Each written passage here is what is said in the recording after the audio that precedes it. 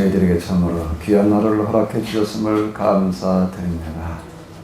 오늘 하루가 저희들에게 가장 귀한 날, 그날 되게 하여 주시옵소서. 저희들이 하나님의 말씀을 사모하는 심정으로 원근각추에서 이곳까지 왔습니다. 하나님, 그 마음과 발걸음을 기억하시고 복 내려 주시옵소서. 한 학기 동안 이제 저희들이 지혜문학을 가지고 공부하고자 합니다. 15번 모이는 그동안 우리 주님께서 함께하여 주시어서 이 시간을 통하여서 문자로 기록되어진 성경의 기록들이 하나님의 음성, 하나님의 말씀, 하나님의 심정으로 다가올 수 있는 귀한 시간이 되게 하여 주시옵소서. 우리 주 예수 그리스도의 이름으로 기도하옵나이다. 아멘. 네, 안녕하세요. 네, 오랜만에 뵙는 것 같습니다. 벌써 봄이 돼가지고 또 우리가 새로운 학기를 시작하게 됐는데요. 이번에는 성문서 가운데서 이 지혜문화, 지혜서 또는 지혜문학이라고 이제 부르는데, 욥기, 잠언, 전도서를 좀 공부해 보도록 하겠습니다. 성문서는 욥기, 시편, 잠언, 전도서가 들어있는데, 시편은 시가문학 그래가지고 조금 좀 성격이 이제 다릅니다. 그래서 그건 따로 분류해서 또 한번 봐야 될 것 같고요. 지혜서 또는 지혜문학이라고 부르는 욥기와 잠언, 전도서를 이번 학기에 같이 공부를 해보도록 하겠습니다. 순서는 욥기 그리고 잠언, 전도서, 성경에 있는 순서를 따라서 우리가 한번 이렇게 공부를 해보도록 하겠습니다. 오늘은 이제 욥기부터 시작을 해야 될 텐데요. 일단 우리 본문을 한번 좀 읽어보고 시작을 하도록 하겠습니다. 1장과 2장, 그리고 마지막 장인 42장 부분을 좀 뒷부분을 이렇게 보도록 하겠습니다. 자, 우리 다 같이 좀 개혁이 되겠네. 워낙 잘 아시는 내용이니까. 그래도 어쨌든 우리가 한번 읽고 시작을 하시도록 하겠습니다. 좀 같이 읽어주시기 바랍니다. 우스 땅에 여기라 이름하는 사람이 있었는데 그 사람은 순전하고 정직하여 하나님을 경외하며 악에서 떠난 자더라.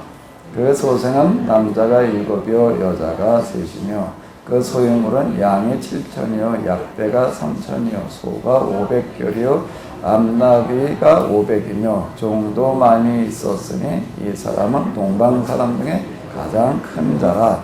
그 아들들이 각각 자기의 집에서 잔치를 베풀고 셋도 청하여 함께 먹고 마시므로 그들이 차례대로 잔치를 끝내면 욥이 그들을 불러다가 성결하게 하되 아침에 일어나서 그들의 명수대로 번제를 드렸으니 이는 욥이 말하기를 혹시 내 아들들이 죄를 범하여 마음으로 하나님을 욕되게 하였을까 하느니라.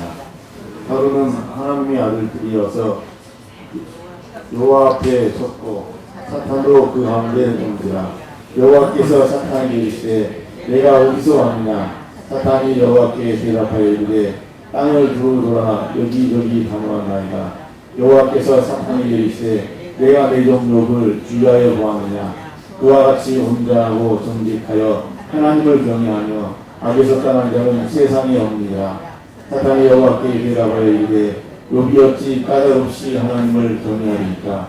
주께서 그와 그의 집과 그의 모든 소유물을 울타리로 두신 때문이 아니니까. 주께서 그의 손으로 하는 바를 복되게 하사 그의 소유물이 땅에 넘치게 하셨음이니이다. 이제 주의 손을 펴서 그의 모든 소유물을 주소서. 그리하면 틀림없이 주를 향하여 욕하지 않겠나이까. 여호와께서 사탄에게 이르시되 내가 그의 소유물을 다 내 손에 맡기리라. 다만 그의 몸에는 내 손을 들이지 말지니라. 사탄이 곧 여호와 앞에 물러가니라. 하루는 옆에 자녀들이 그 바다들이 집에서 음식을 먹으며 손을 마실 때 사환이 옆에 와서 아르되 손은 밭을 갈고 나귀를 그 곁에서 풀을 먹는데 수많은 사람이 갑자기 일러 그것들을 빼앗고 칼로 종들을 죽였나이다. 나만 홀로 빼앗으므로 주인께 아뢰러 왔나이다. 그가 아직 말하는 동안에 또 한 사람이 와서 아르되 하나님의 불이 하늘에서 떨어져서 강과 공들을 잘라버렸나이다. 나만 홀로 빼앗으므로 주인께 아뢰러 왔나이다. 그가 아직 말하는 동안에 또 한 사람이 와서 아르되 자기가 사람이 새 무릎을 지어 갑자기 낙타에게 달려들어 그것을 빼앗으며 서로 종들을 죽였나이다. 나만 홀로 빼앗으므로 주인께 아뢰러 왔나이다. 그가 아직 말하는 동안에 또 한 사람이 와서 아르되 주인의 자녀들이 그들의 마다들이 입에서 음식을 먹으며 포도주를 마시는데 거친 길에서 큰 바람이 와서 진대의 모퉁이를 치매 그 청년들이 위에 무너짐으로 그들이 죽었나이다. 나만 홀로 피하였으므로 주인께 아뢰러 왔나이다 한지라. 그 일어나 겉옷을 찢고 머리털을 밀고 땅에 엎드려 예비하며 이르되 내가 못되어서 알몸으로 나왔사온즉 즉 알몸이 그리로 돌아갈지니라. 주신이도 여호와시오 거두신이도 여호와시니 여호와의 이름이 찬송을 받으실지어다 하고 이 모든 길에 욥이 공개하지 아니하고 하나님을 향하여 원망하지 아니하리라. 아멘. 예, 교주해 드린 게 그 개정 개혁으로 해놓은 것 같은데요.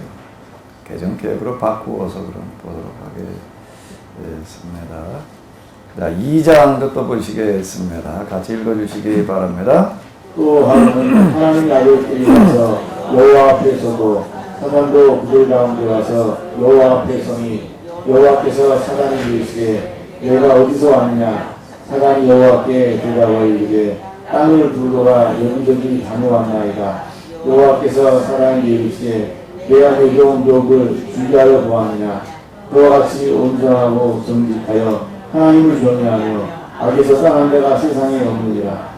내가 나를 충동하여 까닭없이 그를 치게 하였어도 그가 여전히 자기의 온전함을 굳게 지켰느니라.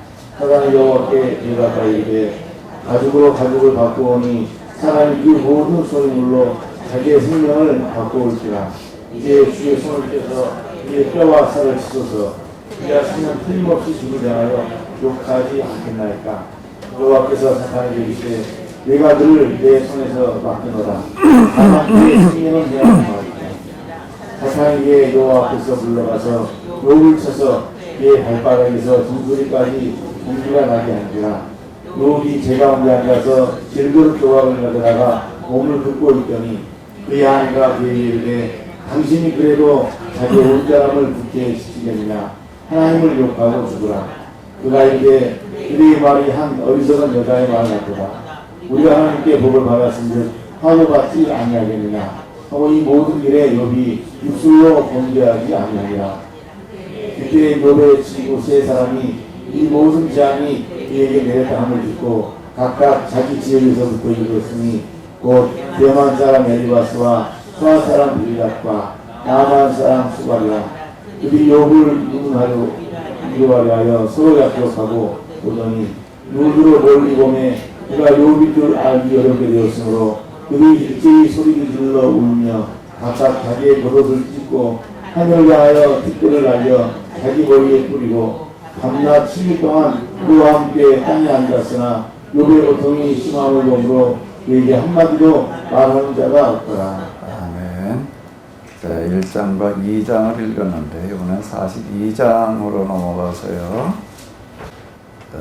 2장 7절로부터를 42장 7절로부터를 보시도록 하겠습니다. 여호와께서 욥에게 이 말씀을 하신 후에 여호와께서 대만 사람 엘리바스에게 이르시되 내가 너와 내 두 친구를 구하나니 이는 너희가 나를 가르쳐 말한 것이 내 종 욥의 말같이 옳지 못함이니라. 그러니 너희는 수소 7과 수양 7을 가지고 내 종 욥에게 가서 너희를 위하여 번제를 드리라. 내 종 욥이 너희를 위하여 기도할 것인즉 내가 그를 기쁘게 바르리니 너희가 오미한 만큼 너희에게 갚지 아니하리라. 이는 너희가 나를 가르쳐 말한 것이 내 종 욥의 말같이 옳지 못함이라. 이에 대만 사람 엘리바스와 수아 사람 빌닷과 나만 사람 소발이 가서 여호와께서 자기들에게 명령하신 대로 행하니라. 여호와께서 욥을 기쁘게 가르쳤더라. 욥이 그의 친구들을 위하여 기도할 때 여호와께서 욥의 공경을 보여주시고 여호와께서 욥에게 이전 모든 소리보다 갑절이나 주신지라. 이에 그의 모든 형제와 자매와 이전에 알던 이들이 다 와서 그의 집에 그와 함께 음식을 먹고 여호와께서 그에게 내리신 모든 재앙에 관하여 그를 위하여 슬퍼하며 위로하고 각각 캐시타 하나씩 금고리 하나씩을 주었더라. 여호와께서 욥의 말년에 욥에게 처음보다 더 복을 주시니 그가 양 14,000과 닭타 6,000과 소 1,000별이와 암나주 1,000을 두었고 또 아들 7과 딸 3을 두었으며 그가 첫째 딸은 영이마라 이름하였고 둘째 딸은 기시아라 이름하였고 셋째 딸은 베레나프기라 이름하였으니 모든 땅에서 욥의 딸들처럼 아리따운 여자가 없었더라. 그들의 아버지가 그들에게 그들의 오라비들처럼 기업을 주었더라. 그 후에 욥이 140년을 살며 아벨과 손자 사대를 보았고 욥이 늙어 나이가 차서 죽었더라. 아멘. 네, 우리가 지금 욥기 1장과 2장 그리고 42장 지금 마지막 장 이제 그 마지막 부분을 봤는데요. 자, 이 욥기의 구조를 보게 되면은 1장과 2장은 서론에 해당되어지고요. 3장은 욥이 어려움이 왔을 때 혼자 이제 독백으로 생일과 하나님 이 창조에 대해서 저주하는 그와 같은 이야기로 이제 시작이 되어집니다. 그리고 4장부터 27장까지는 욥과 세 친구의 대화로 이제 진행이 되어지는데요. 세 친구 엘리바스, 빌닷, 소발과의 대화가 진행이 되어지는데 엘리바스가 한번 이야기하고 나면은 욥이 이야기하고 또 빌닷이 이야기하고 나면 욥이 얘기하고 소발이 얘기하고 나면 또 욥이 얘기하고 자 이런 식으로다가 이제 1차, 2차, 3차로다가 이 대화가 이제 진행이 되어집니다. 대화의 내용이 길어서 전체 내용의 70%에 해당을 하게 되는데요. 28장을 보게 되면 이제 이 흐름과는 좀 맞지 않는다라고 이렇게 보여지는 지혜에 관한 어떤 그런 찬미가 나오고 있고 29장에서 31장은 이제 욥이 스스로 내가 그동안 이러이러하게 살았는데 그런데 지금은 이렇게 되었다라고 하는 그런 독배 그리고 하나님을 향한 그런 탄원이 되겠습니다. 32장에서 37장은 욥의 친구 가운데 이제 네 번째 친구는 엘리후라고 하는 사람이 이제 나이가 작은 연소자였는데 이 사람 이제 지켜보고 있다가 이제 발언하는 그런 이야기가 나오는데 그 32장, 37장 상당히 길게 나오고 있습니다. 그러다가 이제 이 말씀이 갑자기 중단이 되어지면서 하나님께서 개입하셔서 말씀하시는 그런 이야기가 38장에서 42장 6절까지 나오고 있고요. 42장 7절로부터 17절은 이제 욥이 회복이 되어져서 복을 받았다라고 이제 이렇게 기록이 되어져 있습니다. 지금 우리가 읽은 것은 1장에서 2장 그리고 이제 서론에 해당되어지는 것과 그리고 이 결론에 해당되어지는 이 부분만을 이제 읽었는데 욥기가 다 42장으로 되어져 있는데 사실 뭐 욥기 내용들은 잘 아시잖아요. 그런데 이제 주로 우리가 알고 있는 내용은 어딘가 하면은 1장에서 2장과 그리고 우리가 지금 읽은 어디요? 42장 마지막 그러니까 서론과 결론 부분만 지금 우리가 주로 압니다. 그런데 지금 이제 사실 서론과 결론 부분은 전체 내용 가운데에서 한 10%에 해당되어집니다. 한 10%에 해당되어지고 세 친구와의 대화, 그리고 이제 엘리후의 발언, 그리고 특히 욥의 독배, 그 하나님의 개입, 자, 요런 부분들에 대해서는 우리가 읽기는 읽었어도 뭐 어떤 내용 기록되어져 있다라고 하는 것들은 대충 알지만 도대체 어떤 의미를 가지고 있는 건지, 뭘 말하려고 하는 건지를 파악하기가 이제 쉽지를 않습니다. 그래서 우리가 그냥 이제 서론과 결론만 가지고 욥이 많은 어려움이 왔는데, 근데 그걸 잘 이겨내가지고 결론에 가서 어떻게 했다고요? 하나님께서 배로 복을 주셨다. 그냥 우리가 대충 이제 이렇게 이제 기억을 하게 됩니다. 근데 나머지 90%는 지금 우리가 잘 몰라요. 근데 사실 제일 중요한 내용들은 90% 안에 들어있거든요. 이 90% 안에 들어있는 것들은 도대체 뭔지, 이제 그걸 좀 이제 중점으로 해서 살펴보도록 하겠습니다. 우리가 또 욥기에 대해서 서론과 결론만 가지고 이렇게 얘기하게 되는 그런 동기 가운데 하나는 야고보서. 그래서 이제 이 욥에 대해서 언급을 하고 있는데, 야고보서 5장 11절을 보게 되면 이렇게 기록을 하고 있습니다. 한번 같이 읽어보시겠습니다. 보라, 인내하는 자를 우리가 복되다 하나니 너희가 욥의 인내를 들었고 주께서 주신 결말을 보았거니와 주는 가장 자비하시고 긍휼히 여기시는 자니라. 우리가 인내 부분 이제 사실 야고보서는 윤리, 도덕, 교훈적인 그런 내용들이 이제 많이 들어 있는데, 그 중에서 이제 인내라는 부분을 다루면서 욥의 이야기를 다루고 있습니다. 너희가 욥의 인내를 들었고 주께서 주신 결말이라고 이렇게 지금 이야기를 하고 있어서 이제 더더군다나 우리는 그렇게 생각을 합니다. 욥기 그러면은 시련이 왔을 때 어떻게 해야 된다? 인내해야 된다. 누구처럼요? 욥처럼. 그러면 하나님께서 어떻게 하신다? 욥처럼 그렇게 복을 주신다. 우리가 이제 주로 이렇게 생각을 하게 됩니다. 어쨌든 뭐 그 이상 우리가 접근해 본다는 게 이제 쉽지 않은 어떤 이제 그런 문제가 되어져 있는데요. 자, 사실 그러면서도 이제 우리가 욥기를 이렇게 보면서 또 생각하면서 사실 많은 의문을 가지게 되는데요. 욥기를 우리가 읽으면서 가지게 되는 의문들을 한번 제가 좀 나름대로 이렇게 한번 열거를 해 놔 봤습니다. 한번 읽어 보실까요? 왜 하나님은 욥에게 고난을 허락하실까? 마귀가 와가지고서 참소를 해서, 마귀에 참소한다고 하나님께서 그런 고난을 허락하시나? 욥이 까닭이 있는 믿음이냐, 까닭이 없는 믿음이냐, 진짜 믿음이라고 하는 걸 한번 확인해 보기 위해서 라고 이렇게도 생각해 볼 수가 있는데, 그런데 의문이 또 드는 거는요, 그런데 진짜 믿음, 참 믿음을 확인해 보기 위해서 재산이 다 날아간다라고 하는 것은 그렇다 치더라도 또 자녀가 몇 명이나 됐죠? 몇 명이나 됐어요?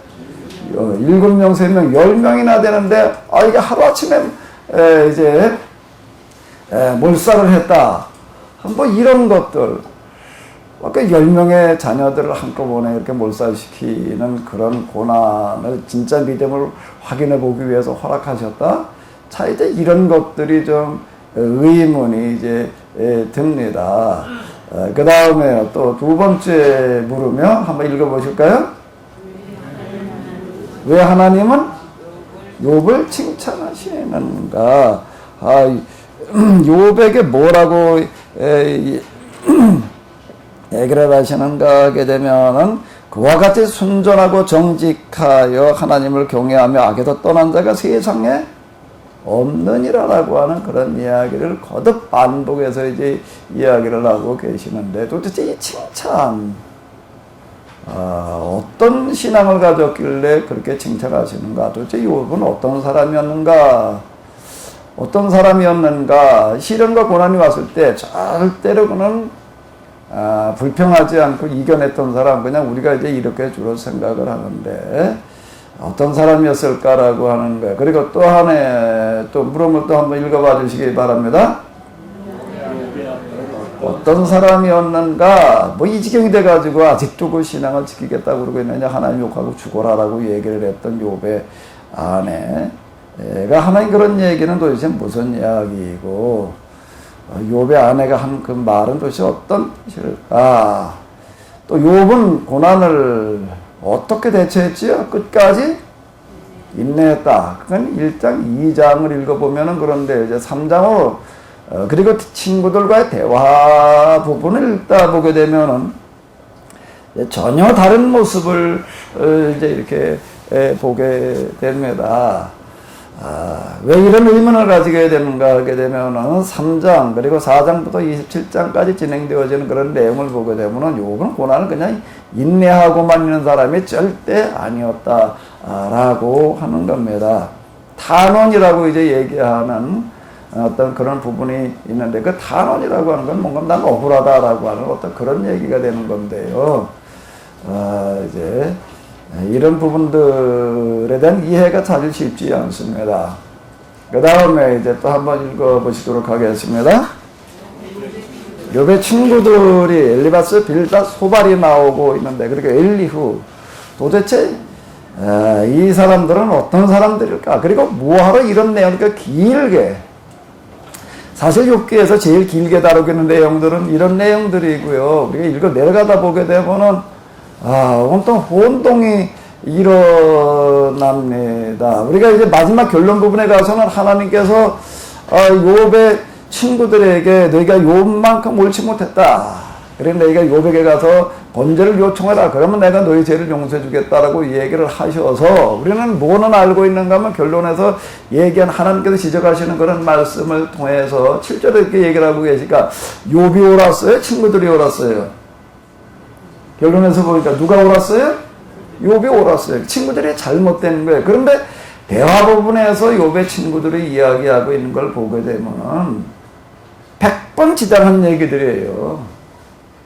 100번 지당한 이야기들만 이야기를 하고 있는데, 그게 뭐가 잘못됐다는 것인지를 이해한다는 것은 사실 어렵습니다. 저도 사실 그 욥기를 읽어 내려가고 그러면서 이제 제일 혼란스러웠던 부분이 바로 이제 이 부분인데, 결론 부분에 보게 되면 욥이 옳았고 친구들이 잘못되었다라고 이야기를 하는데, 욥의 친구들의 이야기를 이제 다시 한번 제가 좀 차근차근 또 읽어본 적이 있어요. 읽어본데 뭐가 잘못된 건지,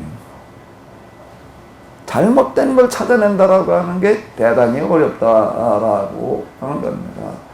사실 저도 그 전에 그 성경 읽어 내려갈 때 색연필 가운데 한쪽엔 빨간색, 한쪽엔 파란색 해가지고서 이제 이걸 뭐 줄을 그어가면서 이제 은혜되는 부분들 그래도 좀 기억에 남을 만한 어떤 그런 것들 이제 줄 그어가면서 이렇게 이제 그 읽고 그러는데요. 욥이 이야기한 것 가운데 줄 그을 수 있는 게 하나도 없어요. 욥의 친구들과 대화하는 것 가운데에서는요. 친구들과 대화하는 것 가운데에서는 줄 그을 수 있는 게 없더라고요. 그러니까 줄 그을 수 있는 건 다 누구의 이야기 속에 들어있어요? 욥의 친구들. 우리가 제일 많이 써먹는 구절, 특히 저 어디 개업하는 집에 갖다 걸어놓는 구절이 있습니다. 뭐죠? 내 처음은 어떻게 했으나 나중은 어떻게 하리라는 거예요. 심히 창대하리라. 자, 이런 구절. 그 뭐 개업하는 집에 뭐 이제 주로 이제 우리가 가서 설교도 하고 또 우리가 글귀로 갖다 걸어주기도 하고 그런데 그게 누가 한 소리일까요? 누가 한 소리예요? 욥이 한 소리예요? 욥의 친구들이 하는 소리예요? 친구들이 하는 소리. 그럼 그게 하나님께서 말씀하신 결론적인 평가에 의하면은 그게 우리가 그렇게 갖다 써먹어도 될 구절이에요? 써먹어서는 안 될 구절이에요? 그것도 혼동되죠. 그러니까 써도 되는 건지 안 되는 것인지도 지금 혼동이 됩니다. 이런 문제들 같은 거예요. 그러니까 하나님께서 평가하시는데 도대체 계속 이제 욥과 친구들이 얘기하고 있는 내용과 하나님께서 말씀하시는 것은 완전 동문서답이에요. 주로 창조에 관한 어떤 그런 이야기들을 갖다 늘어놓고 있는데 도대체 이건 뭘 얘기하는 것인지, 예? 뭘 얘기하는 것인지, 욥의 친구들이 이제 뭘 잘못했다는 것인지, 자, 한번 또 읽어보시기 바랍니다. 욥은 뭘 얻었죠? 뭐 2배의 축복이죠. 마지막으로 하나 더 우리가 물어본다. 한 번 더 읽어보실까요? 왜 욥에게 하나님의 축복 2배로 주시고 계시는가? 인내의 결과 좀 해피엔딩. 그러면서 이제 우리는 계속 이제 묻게 되는데요. 욥기의 줄거리라고 하는 건 도대체 뭘 얘기하고 있는가? 까닭없는 고난, 인내, 그럼 하나님이 복 주신다, 이런 걸 얘기하려고 하는 건가? 야고보서에서 얘기하는 것처럼 또는 욥기의 주제라고 하는 건 도대체 뭐냐? 의인이 왜 고난을 받아야 되느냐? 이제 오늘 대부분 우리는 지금 이제 욥기의 주제를 이거라고 생각을 합니다. 의인이 왜 고난을 받아야 되느냐? 의인의 고난을 어떻게 이해해야 되느냐라고 이렇게 생각을 하게 되는데 과연 욥기가 얘기하려고 하는 게 이런 걸까?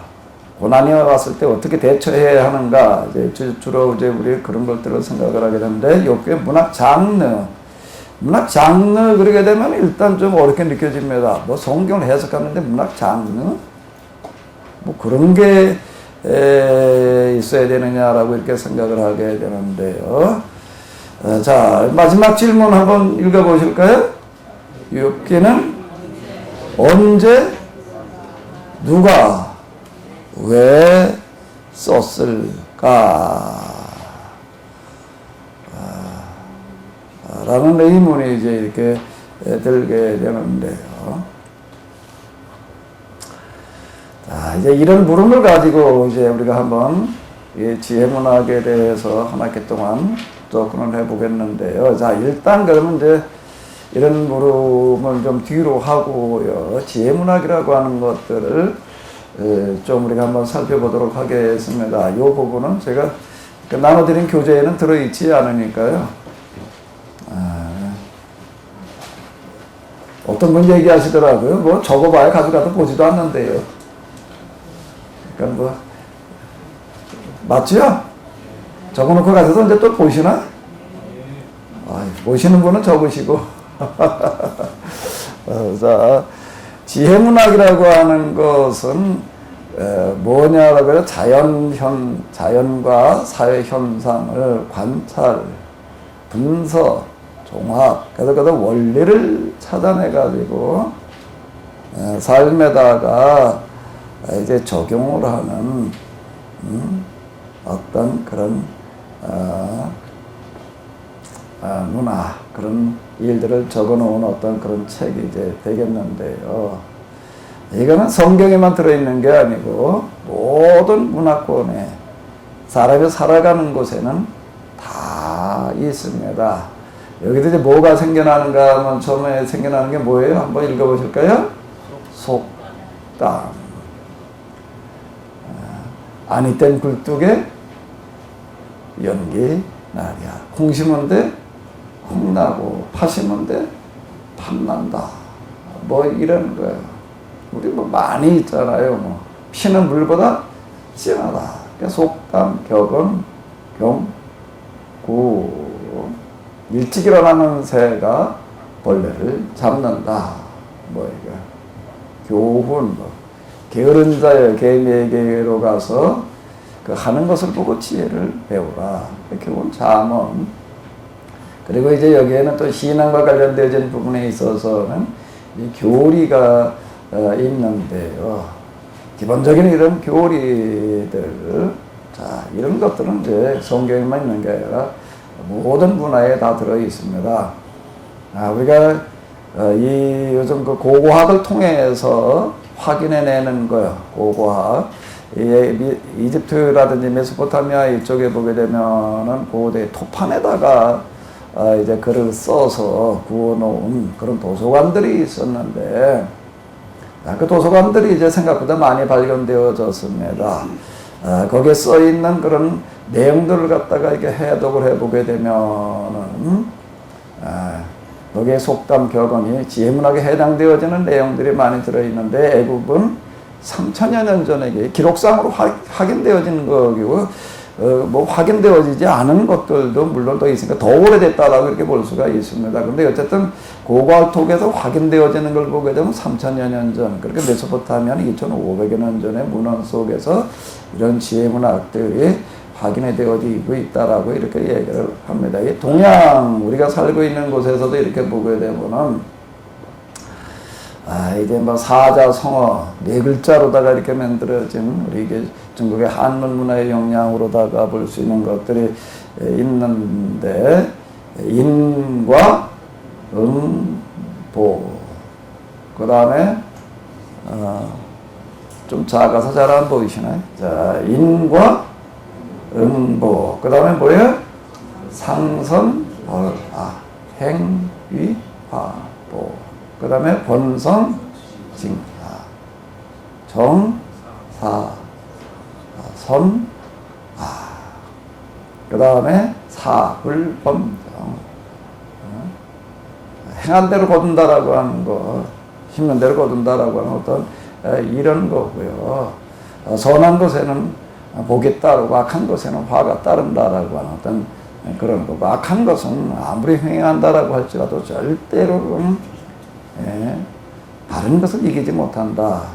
그리고 이제 우리 중국에 가장 큰 영향을 주고 있는 유교, 공자가 하는 그런 이야기. 우리가 가지고 있는 명심보감이라고 하는 곳에 이제 첫 구절은 뭘로 시작을 하는가 하게 되면은, 한번 읽어보실까요? 위선자는 천보지이복하고 위불선자는 천보지이하니라. 선을 행하는 자는 하늘이 어떻게 하고요? 복을 내려주고, 선을 행하지 않는 자는 하늘이 뭘 준다는 거예요? 화를 준다. 뭐 이런 이야기 같은 것들. 이건 뭐 어느 문화나 사람이 사는 곳에는 이런 것들은 이제 다 있는 건데요. 이 지혜문학, 이런 것들을 이제 통틀어 이제 지혜문학 이렇게들 이야기를 합니다. 그럼 구약의 지혜문학, 구약 성경 속에도 이 지혜문학이 들어있는데, 구약 성경의 지혜문학에 해당되어지는 것은 욥기, 잠언, 전도서가 되겠고요. 그리고 이제 우리가 가지고 있는 성경 속에는 들어있지 않은 예경에 들어있는 집회서, 솔로몬의 지혜, 자 이런 것들이 이제 지혜문학으로 분류가 되어지고 있고, 그 다음 시편 중에서 일부, 그 다음에 이제 율법서, 예언서, 또 기타 여러 성경에서 부분들을 지혜문학으로 이렇게 분류를 해 놓고 있습니다. 우리가 창세기에 들어있는, 잘 알고 있는 우리의 요셉에 관한 이야기야. 요셉에 관한 이야기도 요즘 그걸 이제 뭘로 분류를 해서 연구를 하나 하게 되면 지혜문학으로 분류를 해가지고, 거기 보게 되면 이제 요셉이 이제 7년 풍년과 그리고 이제 재앙이 올 것을 미리 내다보고 대비하는 어떤 이제 그런 내용들이 이제 들어 있습니다. 이제 요런 성격의 것들은 이제 지혜문학으로 분류를 해가지고 이제 별도로 뭐 이렇게 좀 다루고 이제 그런 것들을 볼 수가 있습니다. 그 이제 다니엘의 그런 이야기들 가운데에서도 이제 이런 지혜에 해당되어지는 이런 부분들을 지혜문학으로 다 분류를 하고 있는데요. 지혜문학의 특징이라고 하는 것은 뭐 서로 뭔가 하게 되면은 유사한 부분이 많다라고 하는 겁니다.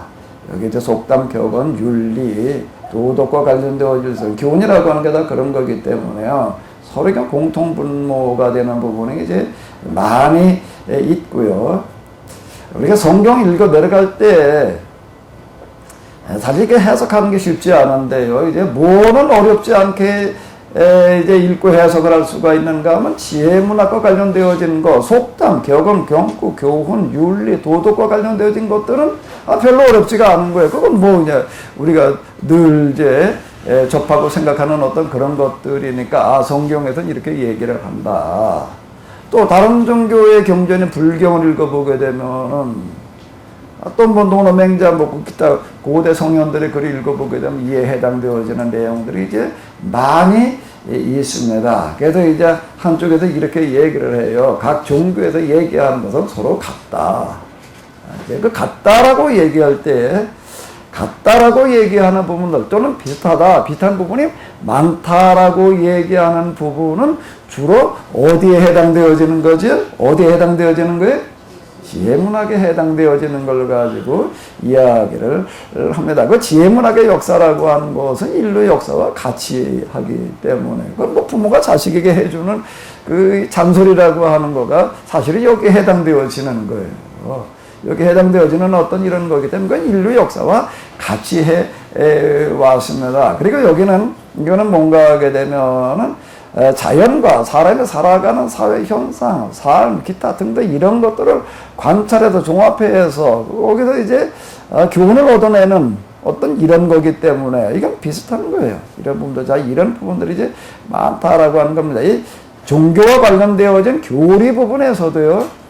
교리 부분에서도 윤리, 실천과 관련되어지는 부분에 들어가서는 유사한 부분들이 이제 많이 있습니다. 이제 지혜문학의 특징은 지금 이와 같다라고 하는 건데요. 근데 구약의 지혜문학, 이 구약 성경에만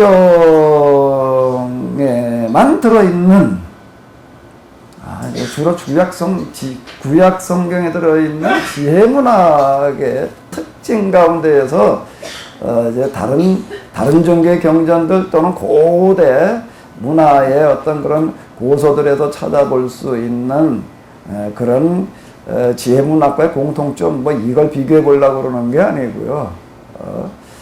자, 구약에 들어있는 그런 지혜문학의 특징이라고 하는 것은 어떤 것들이 들어있는가라고 하는 거를 좀 몇 가지로 좀 제가 한번 이렇게 찾아봤습니다. 첫 번째는 실용과 위기인데, 실용지혜라고 하는 건 이제 일반적으로 흔히 하고 있는 합리적인 경험에 기초를 해가지고서 여기서 많은 교훈들이 만들어지는데 그건 뭘 목표로 하고 있는가 하면 개인과 사회의 안정을 목표로 하고 있습니다.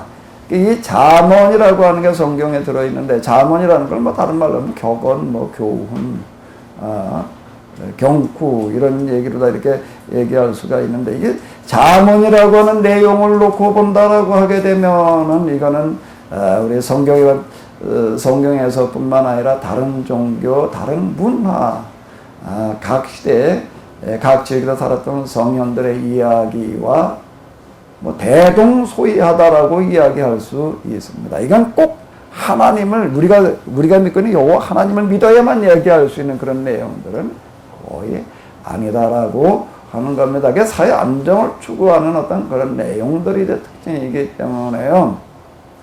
지금 우리가 가지고 있는 이 잠언이라고 하는 건 주로 어느 시기에 이제 수집 편찬되어졌다라고 이야기를 할 수 있는가 하게 되면, 잠언은 즉 속담은 어느 한 사람이 다 이렇게 만들어낼 수 있는 게 아닙니다. 그건 계속 사람들이 살아가면서 이제 경험을 통해서 축적되어지는 어떤 이런 거기 때문에요. 근데 그거를 이제 어느 시점에 가가지고 어떤 필요에 때문에 수집해서 교육을 하고 편찬을 할 수는 있습니다. 지금 우리가 가지고 있는 잠언은 그와 같은 성격을 가지고 있는데, 그 잠언을 읽어보게 되면은 뭐라고 무슨 잠언이라고 나오지요? 솔로몬의 잠언이라. 이게 이제 잠언 부분에 들어가 가지고도 별도로 이제 다시 이렇게 좀 보기는 하겠지만, 잠언이라고 하는 솔로몬이라는 사람이 다 썼다. 이 사람 지혜가 많았던 사람이니까 이걸 다 썼다. 그렇게 얘기할 수 있는 게 아니고, 그 이전에 누적되어져 내려오던 것들에 대해서 누가 그걸 갖다가 이제 모아놨다는 거예요? 솔로몬이라는 사람이 좀 모아서 이제 자기가 좀 더 이제 보충하고, 이제 보완하고 이제 그런 부분들은 이제 들어있을 수 있겠죠. 그래서 솔로몬의 잠언이라 이렇게 얘기를 하니까, 솔로몬이라고 하는 그 왕 시대에는 이제 이 왕정기의 체제가 갖추어져 가는 그 시점입니다. 이제 다윗은 이제 이걸 만드는 과정이었고, 이제 솔로몬 시대부터 이제 정말 왕권 체제가 정립되어져 나가는 그 시점인데, 그 시점에 이제 뭐가 필요한가 하게 되면은, 이제 정부 관리들을 이제 등용을 해서 써야지 되는데, 이 사람들을 갖다가 이제 교육시킬 필요가 있다라고 하는 겁니다. 지금 우리가 가지고 있는 그 잠언이라고 하는 그 책의 내용의 특징은 어떤 성격을 가지고 있는가 하면, 왕정기의 정부 관리들을 교육시키기 위한 하나의 교재의 성격을 가지고 있다라고 하는 겁니다. 그래서 여기는 뭐를 많이 강조하는가 하면 사회 안정과 질서를 이제 강조하고 있다라고 하는 겁니다. 그런가 하게 되면 이제 이거와 반대적인 성격을 가지는 지혜문학이라고 하는 게 등장을 하게 됩니다. 이건 이제 실용지혜라고 하는 거는 합리적인 경험을 가지고서 이제 이야기를 하는 거예요. 근데 우리가 살아가면서 경험한 거를 보게 되면은 경험 가운데에서 합리적으로 설명할 수 없는 것들이 많이 있습니다. 뭐라고 설명하기 어려운 것들이 많이 들어있는 거예요. 이런 경험들을 이제 기초로 하는 겁니다. 그래가지고 이건 어떤 성격을 가지는가 하면은 실용지혜, 사회 안정을 추구해 나가는 그런 교훈적인 그런 지혜와는 반대되는 성격을 가지고 있다라고 하는 겁니다. 그 대표적인 책이 무슨 책인가 하게 되면 한번 읽어보실까요? 욥기와 뭐예요? 전도서. 이거는 어떤 상황에서 이런 게 등장을 하는가 하게 되면 사회가 위기에 처해졌을 때에 기존의 가치 질서라든지 어떤 이런 것들이 다 지금 붕괴되어져 나가는 시점에서 이런 것들이 등장을 하는 거예요. 그러니까 여기 내용은 단순한 교훈 이런 것들이 들어있는 게 아니라 탄식과 그리고 뭐예요? 저항적인 어떤 이런 내용들이 들어있다라고 하는 겁니다. 전도서 뭐 그렇게 긴 책이 아니에요. 근데 거기에 보게 되면 제일 많이 등장하는 단어가 무슨 단어죠? 우리가 뭐 전도서 그러면 일단 생각나는 단어가 뭐예요? 헛되고 헛되도라는 게. 세상에 헛되지 않은 게 아무것도 없대요. 자, 이제 이런 식으로 나아가는 그런 이제 지혜서가 또 있는 거죠. 그래서 요거를 이제 좀 이렇게 이제 분류를 해볼 수가 있을 거예요. 그러니까 위기에서 등장하는, 위기 상황에서 등장하는 지혜문학. 이렇게 이제 이야기를 할 수가 있는데, 욥기와 전도서는 이제 이런 위기 지혜에 해당되어지는 거고요. 잠언은 어디에 해당되어지는 거고요? 실용지혜에 해당해 되어진다라고 하는 겁니다. 그래서 저희가 이제 욥기, 잠언, 전도서를 다루는데 욥기 다음에 이어서 어느 책을 봐야지 이게 좀 흐름이 맞을까요? 잠언일까요? 전도서일까요? 전도서로 가야지 이게 이제 맞아요. 성격이요. 그리고 이제 잠언은 또 분류해가지고 따로 이렇게 봐야지 이제 될 텐데요. 그 다음에 이제 이성과 영성으로다가 또 분류를 좀 이렇게 해볼 수가 있는데, 지금 제가 이거 구약 지혜문학의 특징을 갖다가 이렇게 이렇게 지금 설명드리는 것은 이제 그 욥기와 전도서에 대한 이해를 돕기 위해서 제가 이렇게 정리를 해본 겁니다. 자, 이 지혜 가운데 이성적인 지혜가 있다라고 하는 겁니다. 자연과 역사, 전통, 교리, 인간의 삶에 대한 합리적인 경험을 기초로 해서 만들어지는 지혜가 있습니다. 어떻게 실용지혜와 같은 맥락을 가지는 거예요. 실용지혜와 같은 맥락을 가지게 되는데, 그 다음에 이제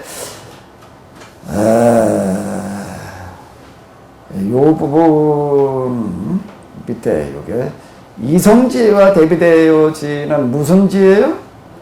영성지혜. 이성지혜, 뭐 이제 실용지혜, 위기지혜 이런 것들도 이제 이쪽 책들을 읽어보다 보게 되면 조금 이제 지금 제가 얘기하는 것처럼 이렇게 딱 정리가 되어져 있지는 않지만 그 성격을 좀 분류를 하는데 그 영성지혜라고 하는 그런 얘기는 없는 것 같아요. 이 부분은 그 영성지혜라고 하는 이런 부분들은 삶, 고난, 현실, 하나님에 대한 뭐에 기초하는 거예요? 영성적인 경험에 기초한 지혜다. 그런데 위기지혜가 여기에 해당되어지는 거죠. 그 다음에 이제 구속과 창조라고 하는 걸로 이렇게 보게 되면 구속신학이라고 하는 게 있습니다. 구속사, 구속신학. 이제 구속사 신학 뭐 이제 이렇게 얘기를 하는데 그건 또 우리가 이제 그동안 많이 해와서 너무나 익숙해져 있는 어떤 이런 겁니다. 역사, 하나님께서 주관하시는 역사, 그 역사 속에 역사적으로 주어지는 계시, 그 계시의 기초에서 맺은 계약. 근데 구약으로 얘기를 한다라고 하게 되면은 이제 율법서에 들어있는 이야기들이 지금 이런 거죠. 이제 출애굽해가지고 이제 시내산에 와서 하나님과 계약을 맺는 이야기를 보게 되면 역사 속에 하나님께서 개입을 하셔서 그들 가운데 이제 계시를 하시고 계시 기초해 가지고 이제 계약을 맺는 거예요. 여기 이제 신앙 전통이 이제 교리가 정통 신학이 하나 이제 생겨나게 됩니다. 여기는 정통 신학 중에서도 무슨 신학이요? 정통 신학을 중시를 하게 되는 거고요. 자, 이 창조 신학이라고 하는 게 있는데 우리가 그동안 창조론 에 대해서는 익숙해져 있습니다. 그런데 진화론과 대비해가지고 창조론 그래가지고 이 세상은 진화론자들이 얘기하는 것처럼 우연히 생겨진 것이 아니라 하나님께서 어떤 뜻과 목적을 가지고 만드셨다라고 하는 창조론을 이제 많이 이야기를 하는데 그 창조론과 창조신학은 조금 구분을 해야지 됩니다. 저는 지금 창조론을 이야기를 하는 게 아니에요. 이제 창조 신학, 그 하나님의 그 창조에 대해서 창조론에 초점을 맞추는 게 아니라 그 창조가 가지는 신학적인 의미에 초점을 맞추는 창조 신학. 이거는 창조 질서를 중요시하는 거고요. 그 속에 들어있는 하나님의 섭리, 하나님의 계획과 뜻 이런 것들을 하나님 경험을 통해서 접근해 본다라고 하는 어떤 요런 부분이 되겠는데 요게 하나 조금 이제 교정을 할게요. 그냥 신학 그래 놓으니까는 좀 오해 소지가 있기 때문에 앞에다 뭘 집어넣어야지 좀 되겠어요?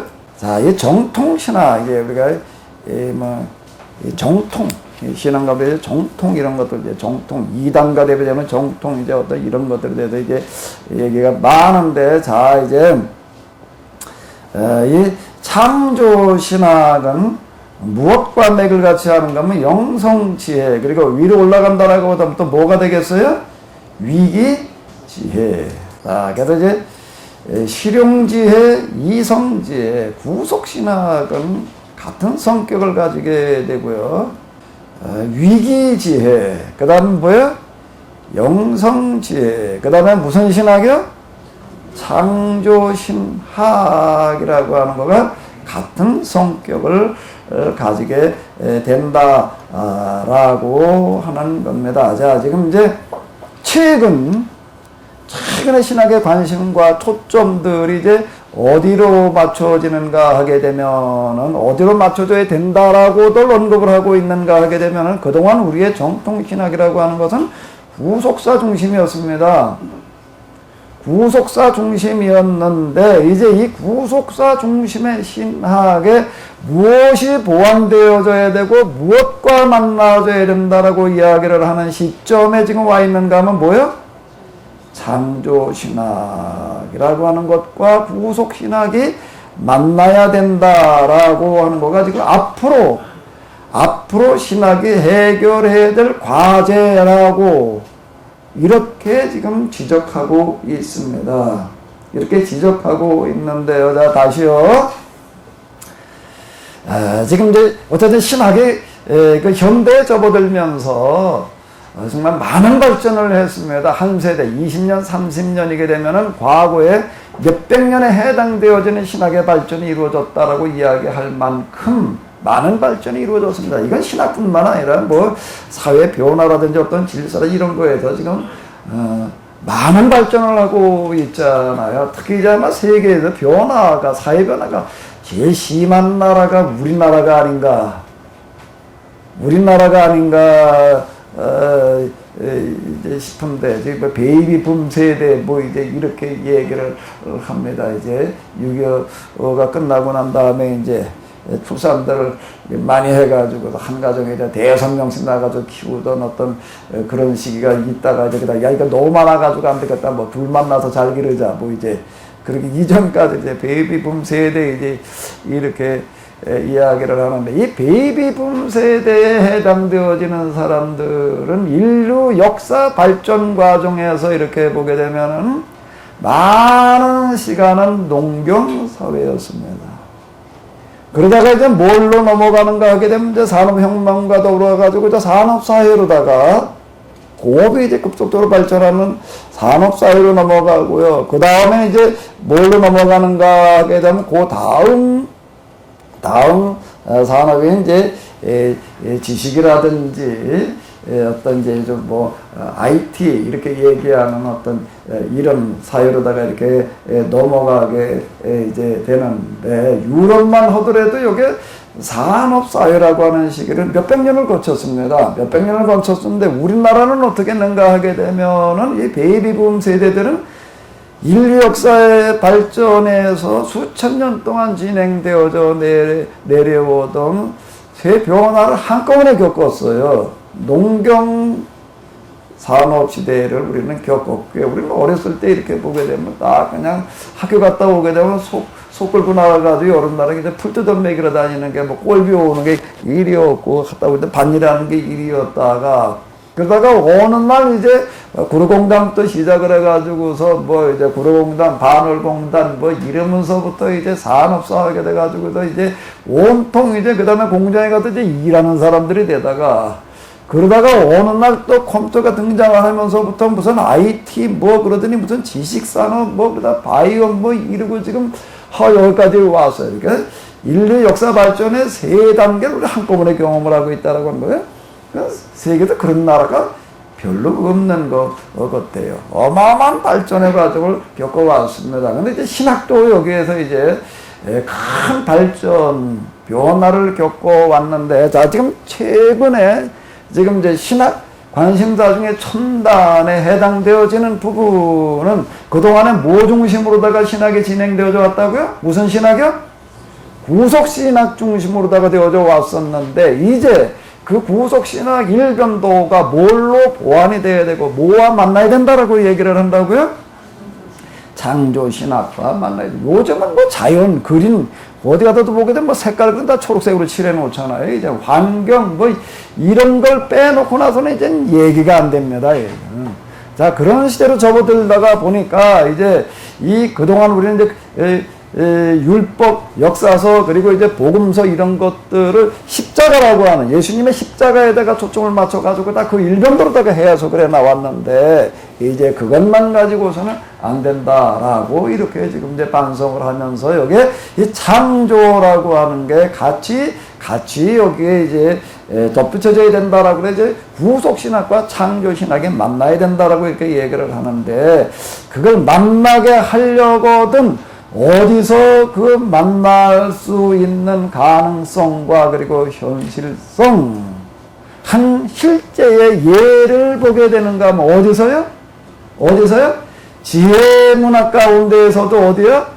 욥기라고 하는 게 바로 이걸 가능하게 하고 있다라고 하는 겁니다. 그러니까 이번 학기에 우리가 이제 그 지혜 문학 가운데서 주로 이제 한 70% 정도는 욥기에 초점을 맞춰가지고 이렇게 해봐야 될 텐데, 그 속에서 우리는 이제 우리가 다음 시대를 열어갈 수 있는 하나의 이제 신학의 한 방향과 성격을 우리가 여기서 이제 만나볼 수가 있게 되리라고 저는 기대를 하고 있습니다. 한 주일 동안 여기 오신 분들은 거의 다 베이비 붐 세대에 해당되어지시는 것 같은데 맞죠? 베이비 붐 세대가 이제 다 이제 은퇴하는 시기에 접어들어가지고 이제 이제 인구 비례 가운데에서도 이제 큰 비중을 차지게 되는 어떤 이제 그런 시기에 와 있는데, 우리 신학에 있어서도요, 이제 우리가 다음 시대에 열어갈 그와 같은 그 신학을 우리가 이 지혜 문학 가운데에서 특히 욥기를 통해서 한번 좀 미리 둘러보시는 그런 기회가 다 되시기 바랍니다. 이를 위해서는요, 이제 가셔서 저 욥기를 좀 여러 차례 좀 읽으세요. 그동안 읽었던 거, 그냥 욥기 그러면 딱 들어있는 선입견 있잖아. 이제 그거 다 버리고 읽으시는데, 개역조는 개역 개정으로만 읽지 마시고요.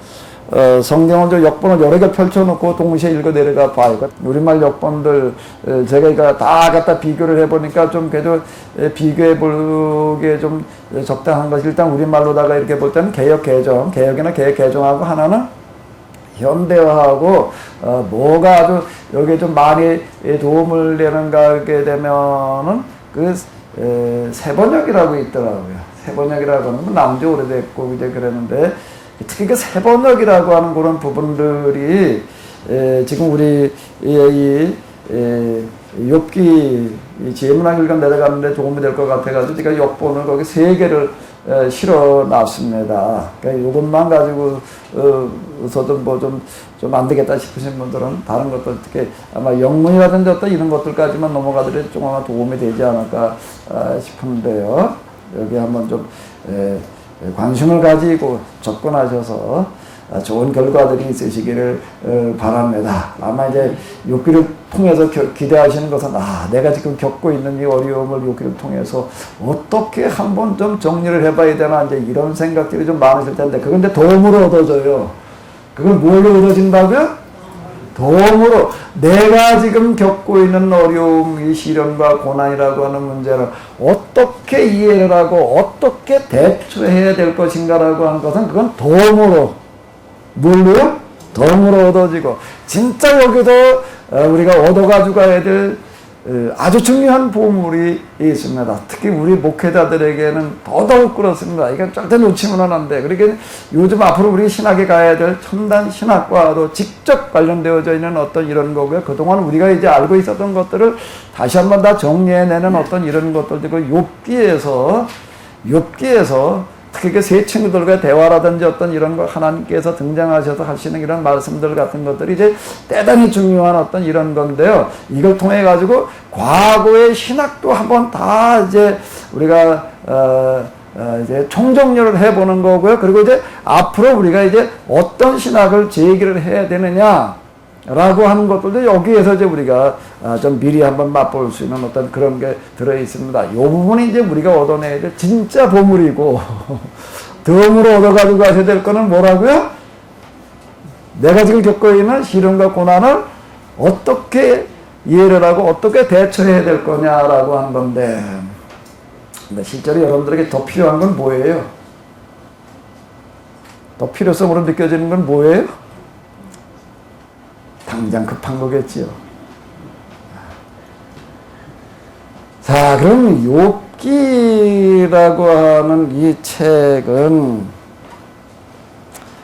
언제 누가 왜 썼는가? 언제요? 6.25 때 욥기는 아까 제가 이제 실용 지혜와 위기 지혜로 분류를 할 때 무슨 지혜에 해당되어진다고 그랬죠? 위기 지혜. 위기 지혜는 언제 만들어지는 거라고요? 위기. 그 위기는 사실 우리가 살면서 계속 부딪히게 됩니다. 계속 부딪히게 되는 거예요. 우리가 아주 그냥 예상치 못하던 그와 같은 시련과 고난이 온날 다가오는 어떤 그런 것도 우리가 많이 경험을 하잖아요. 특히 좀 뭐가 그런가 하게 되면 이제 위기 가운데 이제 이 건강의 위기라고 하는 거가 이제 정말 그런 것들 중에 하나인 것 같아요. 어제 또 어떤 분도 갑자기 암이라고 그래가지고 뭐 또 이렇게 문병을 갔다 왔는데 그랬더니 뭐라고들 얘기를 하는가 하게 되면 이제는 암은 감기보다 흔하대. 감기 환자보다가 암 환자가 더 많대나? 뭐 이제 이렇게들 얘기를 하더라고요. 사실 뭐 이제 은퇴하고 난 다음에 이제 고령의 나이에 암이 걸린다라고 하면 좀 덜 할지 모르지만 한참 젊은 나이에 이 문제에 부딪히게 되면 그러니까 감기 정도로 끝날 얘기가 아닌 거지요. 그 개인도 그렇고 가정도 그렇고 정말 심각한 위기에 부딪히게 이제 되는데 뭐 이런 것뿐만 아니라 오늘 우리가 위기를 맞을 수 있는 것들은 많습니다. 교통사고도 그렇고요. 요즘 또 뭐 묻지마 살인 뭐 어떤 이런 것들 무슨 개 때문에 뭐 공기총을 들고 나가가지고 뭘 어떻게 하느냐 뭐 원통 뉴스에 보게 되면 그 우리에게 다가올 수 있는 위기의 가능성들은 정말 점점 더 폭증해 나가는 것 같습니다. 근데 이게 위기지혜라고 하는 거가 이제 이 욥기의 한 특징을 이루고 있다라고 하는 거고요. 그 이스라엘의 위기 언제였는가, 어느 시점에 있었는가라고 하는 것들 이제 한번 이렇게 보고요. 이거를 써내려가려고 한다라고 하게 되면 이성지혜 가지고서는 되지를 않고 영성지혜로 이거는 접근해 들어가야 된다라고 하는 겁니다. 그 영성이라고 하는 것은 단순하게 영적인 체험만 한 사람 가지고서는 이게 이런 욥기라고 하는 이런 큰 책이 쓰여지지를 않습니다. 여기는 뭐가 들어가 있어야 되는가 하게 되면은 이런 영성문학이 가능해지려고 한다라고 하게 되면 그 시대가 가지고 있는 지성은 기본적으로 가지고 있어야지 돼요. 그 시대가 가지고 있는 지성의 총 집합과 결집이 이루어지지 않고서는 이 문학은 탄생하지 않는다라고 하는 거고요. 근데 그것만 가지고 되지 않고 또 뭐가 있어야지 되는가 하면 영성은 신앙과 관련되어진 것이기 때문에 그동안에 누적되어진 전통신학이라고 하는 것에 대해서 꿰뚫어 보지 않으면 안 된다라고 하는 겁니다. 그러면서 동시에 하나님을 체험하는 경험이 있어야지 뭐가 가능해지는가 하게 되면은 영성문학이라고 하는 것은 가능해집니다. 아직 제가 어쨌든 지금 지혜에서 이런 거 준비하느라고 또 또 지혜문학 또는 욥기 잠언 전도서라고 하는 제목으로도 나와 있는 책들은 또 이제 수집을 하고 있어요. 그런데 그 어느 책에서도 영성문학이라고 하는 언급은 없어요. 그리고 그 지혜문학 서적 속에서도 그렇지만 책 타이틀 속에서 영성에 대해서 뭐 영성 어쩌고 저쩌고라고 하는 제목의 책들이 영성문학이라고 하는 이름으로다가 등장하고 있는 책은 아직 없더라라고 하는 건데 이 부분이 이제 앞으로 가야 될 신학의 한 방향이라고 저는 이렇게 보여집니다. 영성문학. 자, 이걸 왜 쓰는가 하게 되면 위기의 때 이런 영성을 소유한 사람이 뭘 극복하기 위해서요? 위기를 극복하기 위해서 어떻게 하는가 하면 누구나 잘 아는 이야기를 통해서 아주 쉽게 접근을 하고 있습니다. 누적된 전통 교리와 교훈의 한계를 극복을 하고 이걸 다시 해석을 해내서 당면한 위기를 어떻게 극복할 것인가라고 하는 목적으로 욥기를 써내려갔다라고 이렇게 볼 수가 있습니다. 그럼 이제 욥기를 해석하기 위해서는 이건 이제 위기 지혜 문학이 되겠는데요. 이걸 어떤 시각에서 어떤 관점에서 볼 것이냐라고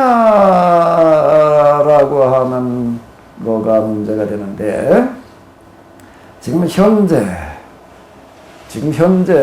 현주소는 어떤가 하게 되면은 이제 주로 이제 구약 신화 구약을 전공하신 분들 가운데서 또 그 중에서도 이제 지혜문학을 전공하신 분들이 이제 있습니다. 지혜문학 자체를 전공으로 하신 분들이 이걸 이제 해석해 나가는 작업들을 이제 전문가들이 하고 있는데, 이 현대 전문가들은 지혜문학의 관점에서 이걸 지금 해석을 해 나가고 있습니다. 그래서 이분들이 써놓은 책 이렇게 보게 되면은 애굽이라든지 또는 고대 메소포타미아의 그 토판에서 발견되어진 그런 책들 갖다가 그냥 다 아주 연구들을요 어마어마하게 이렇게 해놨습니다. 그걸 갖다가 다 막아주고서 이제 거기다 이름들을 다 붙여놨어요. 무슨 책에서 이제 뭐라고 얘기하고 뭐라고 얘기를 했고, 제가 이 지혜문학의 관점에서 욥기를 해석해 나가는 지혜문학, 그중에 욥기를 전공으로 해가지고서 이제 써놓으신 그 책을 제가 좀 읽어봤습니다. 마침 이제 제가 공부했던 감신에서 이제 그 구약을 가르쳤던 분이 이제 이걸 써놓으셔서 신학교 다닐 때 그걸 가지고서 뭐 이제 뭘 한 학기 하긴 했는데 뭐 그때 뭔지도 모르고 한 거였고, 제가 이제 그 신학교 졸업한 지 이제 몇 년 되나 30년이 지난 것 같은데 아직 버리고 있질 않아서 내가 꺼내다가 이제 이번에 다시 좀 한번 그걸 읽어보면서 내가 신학교 다닐 때 그분한테 강의 들을 때는 느끼지 못했던 어떤 거를 느끼게 되더라고요. 내가 그분 앞에 내가 그 책을 읽으면서 내가 참 머리 숙여 내가 존경을 표했습니다. 야, 이 책 하나를 쓰기 위해서 이분이 정말 평생을 바쳤겠다. 그건 뭐 정말이야. 근데 그걸 읽으면서 내가 그건 다시 보게 된 게, 이건 진짜 충실하게 열심히 노력하셨다. 그래서 머리가 숙여지더라고요. 머리가 숙여져. 근데 그 관점은 뭔가 하게 되면 뭐라고요? 지혜문학이다. 지혜문학의 관점에서 이걸 봐나가고 있는데, 그분뿐만 아니라 지금 현재까지는 지혜문학, 그리고 그 중에도 지혜문학의 이제 가장 중요한 책이 욥기가 되겠는데, 이걸 해석해 나가는 관점은 지혜문학의 관점이다 라고 하는 겁니다. 그런데 이 관점 가지고서는 한계에 부딪혀요. 한계에 부딪힙니다. 지문학을 전공한 사람도 그렇고, 어쨌든 구약 전공하신 분들 가운데에도 구약 주석이라고 하는 책을 갖다가 또 이렇게 쭈루루 읽어보게 되면은 하나같이 고백하는 게 뭔가 하게 되면은 욥기라고 한 건 주석하기가 구약 성경 가운데서 제일 어려운 책이에요. 도대체 이걸 뭘 어떻게 결론을 내야 될지, 주제를 어떻게 생각을 하는가 하게 되면은 의인의 고난이 뭐냐라고 하는 것들을 이제 이게 제일 주제로다가들 이렇게 봅니다.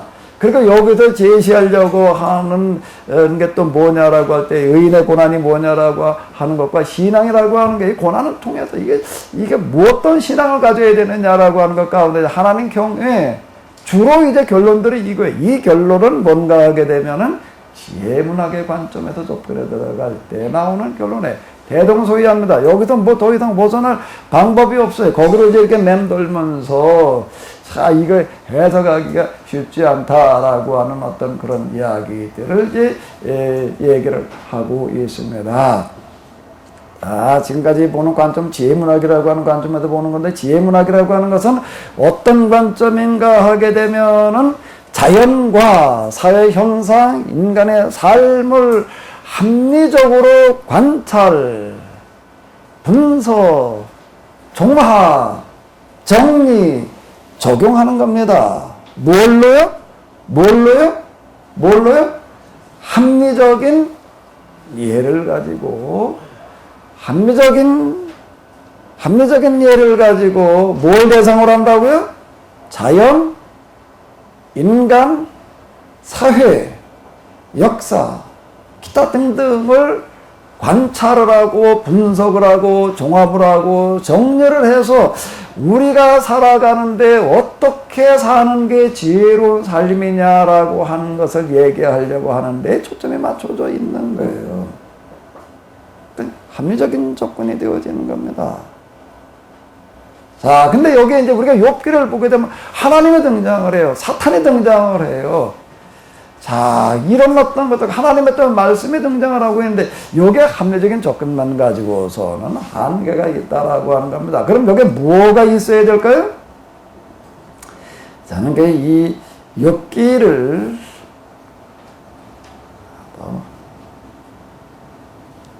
무식하면 용감한 겁니다. 무식하면 어떻다고요? 용감한 거예요.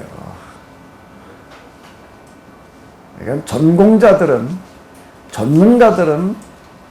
용감해지기가 어려워요. 왜요? 이거 뭘 하나 조그만 거 얘기를 하려면 누가 뭔 소리 했고, 누가 뭔 소리 했고, 누가 뭔 소리 했고, 이런 걸 다 끄집어내다가, 그걸 갖다가 연결을 져가지고서 거기다 조금 추가하는 거 이상으로 전공한 전문가들은 나아가기가 어렵습니다. 그걸 다 뒤집어 엎어가지고 백지화 시켜놓고 뭐 다시 뭐 이렇게 해보는 거는요, 어려워요. 어떻게 다 그러는 사람이 있다라고, 그래도 그 나름대로 뭘 이렇게, 그렇게 하려고 한다면 항상 증거 자료를 가지고서 이제 제시를 해가면서 얘기를 했는데, 이게 이제 증거 자료를 뭘 가지고, 그 전에 내려던 판을 다 깨는 걸 뭘 가지고 해요. 그러니까 이제 이게 어려운 얘기가 되는 겁니다. 그걸 해내는 사람들은 이제 애가에 속한다라고 이제 전문가들 부르면서 그렇게 얘기를 하는 거고, 여기까지 나아가기가 어렵습니다. 그건 뭐 전문가가 아니니까, 전공자가 아니니까, 난 아마추어니까 뭐 겁 없이 해보는 거예요. 어떻게 해본다고요? 뭐 하룻강아지 뭘 모르니까. 그래서 저는 그동안 욥기에 대해서 욥기를 분류한 것을 지혜문학이라고 분류를 했는데, 그리고 지혜문학적인 시각, 우리가 지금 요한계시록을 이제 지난 학기인가 이렇게 공부를 했는데, 요한계시록을 접근해 들어가려면 무슨 시각이 있어야 되는 거죠? 묵시적인 시각이 있어야 되는 겁니다. 묵시문학에 속한 것이기 때문에 묵시문학의 이해가 없이는, 묵시문학에 대한 선행 이해가 없이 요한계시록을 신앙에 기초한 경험이라고 하는 것만 가지고 해석을 하다가 보게 되면 이게 엉뚱한 방향으로 가버리고 마는데, 저는 이제 지금 이 욥기라고 하는 것에 대한 분류와 그리고 접근에 들어가는 거를 지혜문학의 관점 플러스, 이걸 배제하다는 얘기가 아니고 하나 더 무슨 관점이요? 영성문학의 관점에서 이거를 접근을 해보자 라고 이렇게 얘기하고 싶습니다. 영성문학이라고 하는 것은 하나님의 관점, 하나님의 입장, 하나님의 심정, 또 하나님의 경험으로다가 접근해 보는 건데요. 영성문화, 영성이론의 핵심은, 이 부분은, 이건 계속 제가 이제 고민 중인 게 뭔가 하게 되면은, 이 부분은 계속 고민 중입니다. 지금, 아직까지는 내가 이제 더 정리가 안 됐기 때문에 그냥 이 용어를 그냥 그대로 쓰고 있는데, 정화, 조명과 합일이라고 하는 이 도시, 그리고 이 용어를 가지고도 지금 접근하는데, 이건 제가 오늘 아침에도 좀 많이 고민을 해본 거예요. 정화, 조명, 합일이라고 하는 이 도식과 이 용어를 좀 대체할 만한 게 뭐가 좀 없을까. 오늘 아침에도 다들 오기 전에 앉아서 계속 고민하고 있습니다. 누가 좀 여기에 좋은 어떤 그런 생각이 있으시면 좀 가르쳐 주시면 고맙겠습니다. 일단 이걸 가지고 이제 접근을 하도록 하겠습니다. 왜? 더 좋은 어떤 그런 거가 아직 생각이 안 나기 때문에 그런데요. 이건 이제 플라톤 철학에서 나온 것이기, 그 용어가 되겠네요. 도식도 그렇고 용어도 그렇고 그렇습니다. 그래서 제가 이제 이거를 좀, 이거 가지고는 안 되겠다라고 이제 계속 드는 생각은 뭔가 이게 플라톤 철학에서 헬라 문화에서 나오는 어떤 이런 거여야 돼가지고 히브리 문화에서 나오는 어떤 그런 용어와 도식이 뭐 좀 있지 않을까라고 생각되어지는데 일단 이번 학기까지는 그냥 이 도식을 가지고 접근을 해보도록 하겠습니다. 그 중에서 뭐가 중요한가 하면 정화라는 게 중요한 부분이 되겠는데 이 정화라고 하는 것은 능동정화와 뭐가 합해지는 거라고요? 수동정화. 그리고 여기 수동정화 가운데에서는 뭐가 들어있는가 하게 되면 상승점과 하강점이 들어있다라고 하는 겁니다. 요거를 조금 다시 정리를 하도록 하겠습니다. 이 부분을요,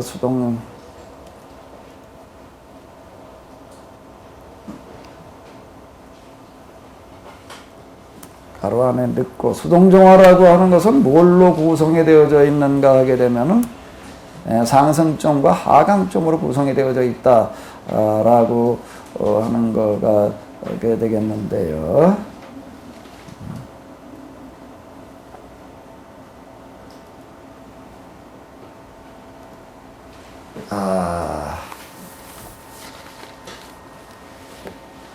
이제 이번 학기는 제가 이 지혜문학의 관점과 더불어서 영성문화 여기도 그냥 또 자칫 이렇게만 써놓으면은 지혜문학을 배제한 것처럼 느껴질 수 있으니까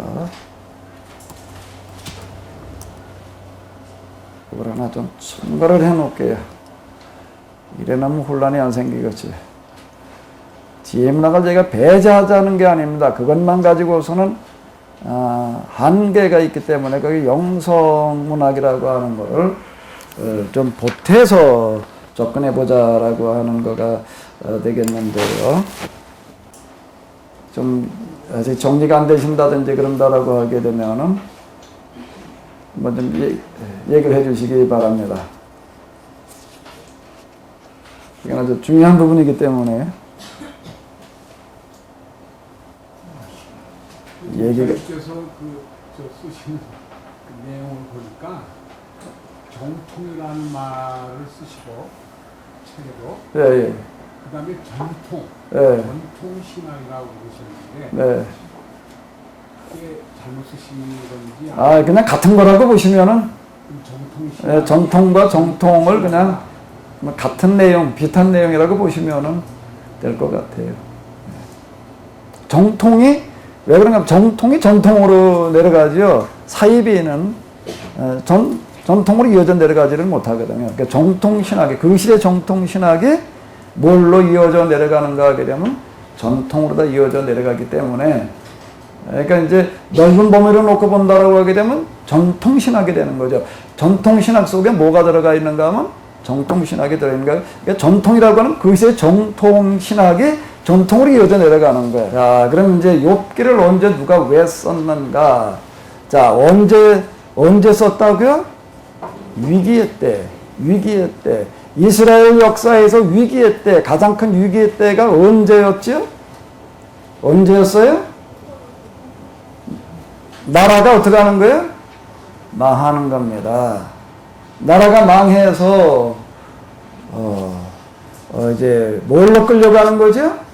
포로로 끌려가던 그 시기가 이스라엘 역사에 있어서 가장 큰 위기였다라고 한 겁니다. 북왕조, 남왕조 BC 721년 이제 북왕조, 남왕조가 이제 망했습니다.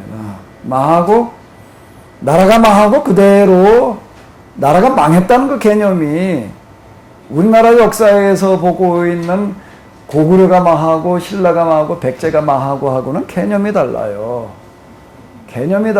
우리는 고구려가 망했어도 우리나라 땅덩어리는 남아있는 거고 우리나라 사람도 여기 그냥 있는 거예요. 거기에 소수 죽고 끌려가고 그러는 사람이 있어도 그냥 그대로 우리는 여기 한반도 한민족은 유지가 되고 있는 겁니다. 그런데 이스라엘 역사에 있어서 그들이 망했다라고 하는 것은 땅과 민족이 남아있는 게 아니에요. 땅도 사라지고 모두 사라지는 거죠? 민족도 사라지는 것을 말하는 겁니다. 그 위기가 이제 우리가 겪었던, 우리 역사에서 경험했던 위기와는 좀 이제 이게 얘기가 이제 다른 건데, 그러니까 이스라엘 역사에서 이게 이제 가장 큰 위기다라고 이렇게 이야기를 할 수가 있습니다. 그때 그 위기에서 그들을 지탱시켜준 신앙이 있습니다. 그 인류 역사에 있어서 이건 정말 역사적인 기적이라고 얘기할 수가 있는 게, 나라와 민족, 그러니까 영토와 민족이 사라졌는데, 그런데 그 민족이 살아남아서 땅을 회복을 해요. 그런 예는 없습니다. 그런 예는 없어요. 그런 예는 없는 그런 기적이 일어나게 되는데, 그 기적을 가능하게 한 신앙이 있습니다. 그 신앙이 무슨 신앙이죠? 그 신앙이 무슨 신앙이에요? 그 신앙이 무슨 신앙이요? 신명기 신앙이라고. 신명기라고 하는 이름은 이 부분 때문에 중요한 거예요. 자, 이 신명기 신앙으로 제시해서 이거를 가능하게 끌고 나간 사람들은 신명기 신학자, 신명기 예언자, 신명기 사가 이렇게 이야기를 합니다. 이 사람들이 끌고 나간 신앙의 도식이라고 하는 거는 뭔가 하면, 우리에게 왜 이런 위기가 왔느냐라고 한다라고 해도 우리가 하나님 말씀대로 살지 않았기 때문이다라고 이렇게 얘기를 합니다. 하나님 말씀대로 살지 않으면 그 틀림없이 뭐가 올 수밖에 없는가 하면 징계가 올 수밖에 없다. 지금 하나님 말씀대로 우리가 살지 않아서 지금 우리에게 징계가 왔다라고 하는 겁니다. 신명기 신학은 여기서 끝나지 않아요. 현재를 해석한 걸로, 진단한 걸로 끝나지 않고 그 다음에 처방을 내려줍니다. 신명기 신학이 제시하고 있는 이 위기의 처방이 뭐였죠? 처방이 뭐예요? 그게 뭐예요? 회개라고 하는 겁니다.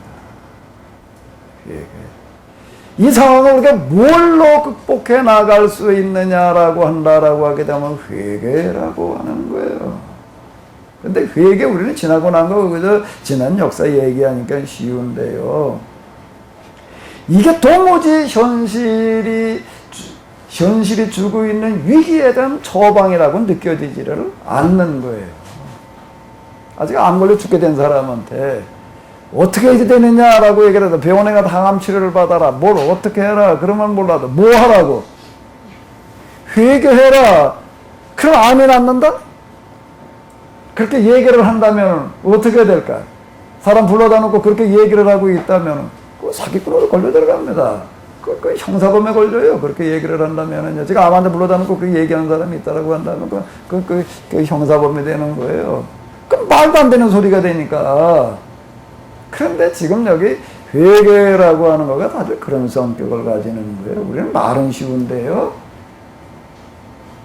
정말 그 상황에 처한 사람에 가가지고 회개하면 된다라고 얘기를 한다라고 하게 되면 그게 말로 먹혀 들어갈 수 있겠는가? 근데 그게 먹혀 들어갔어요. 왜 먹혀 들어갔을까요? 왜 먹혀 들어갔을까요? 아주 이유는 간단해요. 어떻게 그 상황에 회개가 처방으로 먹혀 들어갈 수가 있었을까? 뭐 때문에? 뭐 때문에? 오늘 우리가 경험하는 거예요. 이런 얘기를 했을 때 받아들일 수 있는 사람이 어떤 사람일까? 항암치료병원에 가도 받을 수 있는 사람은 안 받아들입니다. 뭐 받으러 가요? 항암 받으러 가요. 어디로 갈까요? 자기 경제 수준에 따라서, 경제 수준이 좀 있는 사람은 어디로 가려고 그럴까? 서울대병원으로 가려고. 그래서 삼성병원으로 가려고. 무슨 현대아산으로 가려고 그러지. 거기서 항암 치료 받습니다. 대부분은 지금 다 그러고 가요.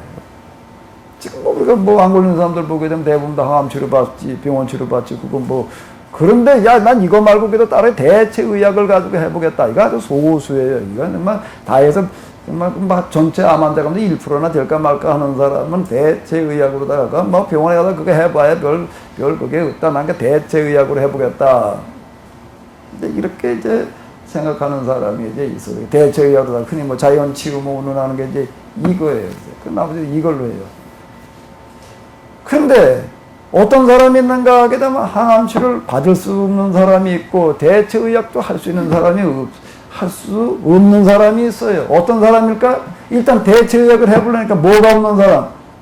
돈이 없으면 이건 해볼 수가 없어요. 항암치료 대체의학도 대체의학으로 이렇게 해보려고 한다라고 하더라도요. 이거 돈이 꽤 들어가요, 이거. 한 달에 몇백만 원 들어가야 됩니다. 대체의학 할래도요. 그리고 어떤 게 혼자 할 수도 없어요. 누가 한 달 따라 붙어줘야 돼. 근데 그거 할 수 없는 형편이 있는 사람은 해볼 방법이 없어요. 그리고 시기가 이제 너무 늦어가지고 이것도 저것도 다 안 된단 말이에요. 대체의학 자연치료라는 것도 할 수 있는 어떤 그런 가능성이 있는 건데 전혀 이제 그 가능성도 이제 없어요. 이것도 저것도 해볼 수 없는 사람이 있어요. 그 사람은 어떻게 할까요? 달리 해볼 수 있는 게 자, 아주 이치는 단순한 거예요. 달리 해볼 수 있는 게 없는 거예요. 지금 바벨론 포록이라고 하는 거에 어떻게 신명기 신학이 먹혀 들어갔냐면 그 사람이 신앙이 좋아서 먹혀 들어간 것도 아니고요. 신명기 신학자들은 물론 가가지고도 정말 최선의 노력을 했지만은 진짜 이유는 어디에 있을까? 딴 걸 해볼 수 있는 게 없어요. 그러니까 요게 뭔가 외통수예요, 이게. 요게 사람인 것 같아요. 할 수 있는 게 있으면 절대 안 합니다. 할 수 있는 게 없으니까 어떻게 해요? 할 수 없이. 할 수 있는 게 없으니까 할 수 있는 게 없는 게 뭐라고요? 할 수 없이 하는 거예요. 할 수 있는 게 있을 땐 절대 안 합니다. 내가 여기서 40개월 기도를 했다 이제 이런 얘기를 해요. 저녁 숟가락만 놓고 와가지고서 뭐 비가 오나 눈이 오나 뭐 40개월을 어떻게 했느냐. 아주 이치는 단순합니다. 간단합니다. 무엇 때문에 했을까요? 할 수 있는 게 없으니까 나서 했지요. 요거예요. 위기지혜, 위기영성이라고 하는 건 이걸 얘기를 하는 겁니다. 여기서 이제 회개하는 거 이외에는 해볼 수 있는 게 없는 거예요. 그리고 여기 쭉 여기다 성경 예를 들어가지고 얘기를 하다 보니까 이제 은혜 받는 사람들 하나 둘 나오는 거예요. 맞아. 어차피 믿져야 뭐니까. 믿지면 손해될 것 같으면 사람은 절대 안 합니다. 사람은 다요. 누가 가르치고 얘기해 줄 것도 없어요. 나름대로 자기 계산은 제사공리는 다 한다고요. 조사공리는 다 하는데 이게 망하면 손해본다라고 하게 되면은요. 쉽지 않아요. 망해봐도 믿져도 뭐다? 더 믿을 게 없다라고 할 때는 하게 돼 있어요. 그게 사람이에요. 그게 사람. 우리가 아주 근사하고 대단한 것 같지요? 다 벗겨놓고 보게 되면요. 결국 뭐에 움직이는가 하게 되면은 이해타산으로 움직이는 거예요. 여러분들 이 자리에 왜 왔어요? 왜 왔어요? 근데 여기 오면 뭔가 좀 있겠지라는 생각이 있으니까 오셨겠지요? 가봐야 그건 별 볼 일 없어 그러면 여기 오셨을까? 결국은 사람은 뭐에 따라 움직이냐면 이해타산에 따라서 움직이게 되어 있는 거예요. 무슨 명분을 가지고 우리가 해보자 그건 안 통하는 겁니다. 천사를 가지고서는 통할지 모르지만은요. 명분은 현실을 타개할 수 있는 능력이 없어요. 결국 같은 이해타산입니다. 여기다 기초를 해야 되는데 사실 신명기 신학은 이거예요. 더 이상 할 수 있는 게 없으니까 하는 거예요. 그러니까 철저하게 이 회개를 하는 거예요. 그게 처방이었어요. 결과는 어떻게 된 거죠? 여기 고레스 칙령이라고 하는 그런 칙령으로다가 이게 다가오는 거예요. 한 50여 년, 길게 잡으면 70여 년 만에 어느 날 자고 났더니 고레스 칙령입니다. 이 신명기 신학이라고 하는 것은 현장의 신학이었습니다. 현장의 경험이었어요. 이걸 경험하고 난 다음에는 이제 마스터키가 하나 생겼어요. 이제. 어려움이 오면 뭐 하면 된다? 뭐 하면 된다? 회개하면 하나님께서 해결해 주신다. 그래가지고 이게 신명기 신학이 만들어내는 한 원리와 도식이 생겨집니다. 그게 뭐죠? 배교, 징계, 회개, 그 다음에 뭐예요? 구원이라는 도식이 생겨나는 거예요. 배교, 하나님의 뜻을 어기게 되면 뭐가 온다는 거예요? 징계, 시련이 온다는 겁니다. 그걸 해결하려면 어떻게 된다는 거예요? 회개해야 된다는 겁니다. 회개하면 하나님께서 어떻게 하신다고요? 틀림없이 이런 데는 아주 명확한 한 명제가 만들어지는 거예요. 그래서 이게 신명기 신학자들이 제시하고 있는 신학의 골격이고 그들이 또 역사를 해석해 나가는 사관입니다. 신명기 신학자들의 역사를 해석해 나가는 사관은 바로 이거예요. 다시 한번 해봐봐요. 배교, 징계, 회개, 구원. 그래서 이 신학의 영향을 주어가지고 그 신학의 영향을 진짜 준 영향을 뭐 가지고 영향을 줬는가 하게 되면 구원을 경험하고 나서예요. 그래서 침령을 경험하고 나가지고서는 이제 이게 확고부동한 자리를 잡게 됩니다. 그 이전까지는 하여튼 두고 봐야 하는 거예요. 이건 뭐 회개만 해가지고서 뭐 이거 하면서 진짜 날려나? 그런데 뭐 좀 난 것 같은데 어느 날 병원 가가지고서 진단을 받아봤더니 뭐라고 얘기를 해? 옛날 암이라고 판정됐던 사진을 들고 와가지고서 다시 한번 검사를 해달라고 그랬더니 뭐라고 판정이 난 거예요? 다 났대. 완쾌라는 판정을 받고 나가지고서는 이제 확신을 하게 되는 겁니다. 아, 이건 진짜다. 진짜다. 자, 이래가지고 그걸 가지고 이제 뭘 하는가 하면 지금 우리가 가지고 있는 구약 성경들을 수집을 하고 편집을 하게 됩니다. 그래서 우리가 가지고 있는 구약 성경, 그 바벨론 포로 오기 전후를 해가지고서 이제 등장하는 성경들 속에는 신명기 신학이 다 들어가 있습니다. 여기에는 창세기로부터 시작을 해가지고서 이 포로기 이전 예언자들에 해당되어지는 그런 책들 속에 다 들어가. 그 이후에도요. 그 후에도 이 신학이 계속 영향을 주고 있기 때문에 여기에 이제 들어가 있습니다. 자, 다시 한번 이제 보세요. 우리가 가지고 있는 구약 성경에 들어있는 가장 중요한 신학은 무슨 신학이라고요? 신명기 신학. 그 신학의 골자가 뭐라고요? 배교, 징계, 회개, 구원이다. 라고 하는 겁니다. 이걸 모르게 되면 구약 성경을 읽어도 해석이 안 돼요.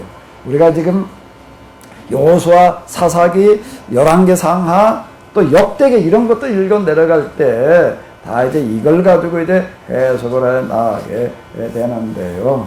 욥기는 언제 썼다고요? 유리의 때.